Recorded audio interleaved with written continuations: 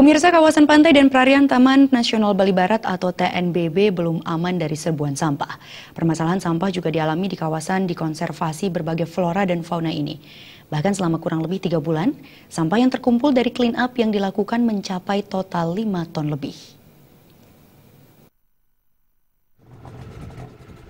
5 ton sampah itu hanya berasal dari permukaan seperti pantai dan perairan. Sampah yang berada di dasar laut belum diperhitungkan. Di sela-sela clean up underwater Menjangan pada hari Minggu, PLT Kepala Balai TNNB Suharyono mengatakan, aksi bersih-bersih atau clean up sehingga aksi antisipasi dapat dilakukan. Sampah-sampah ini bukan dari TNBB, melainkan kiriman lewat laut dan terdampar di TNBB. Suharyono didampingi Kasubag TU Wiryawan mengatakan, Diving for Conservation and Underwater Clean Up yang dilakukan tidak hanya membersihkan kawasan perairan laut TNBB, terutama di Pulau Menjangan, tetapi juga memperkenalkan kegiatan-kegiatan konservasi dalam pengelolaan potensi perairan.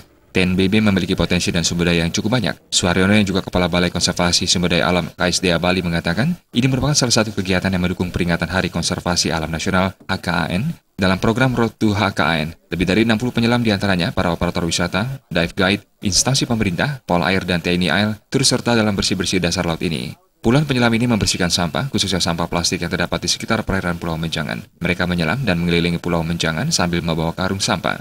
Selama 2 jam, total diperoleh 128,5 kg atau 13 karung sampah yang dikumpulkan. Kemudian sampah ini diangkut dan dibawa ke TPA terdekat. Sampah ini biasanya terbawa oleh arus laut dan kemudian tertimbun di Pulau Menjangan. Pulau Menjangan yang termasuk dalam kawasan konservasi TNBB memiliki potensi terutama bagi para pecinta olahraga air seperti menyelam dan snorkeling.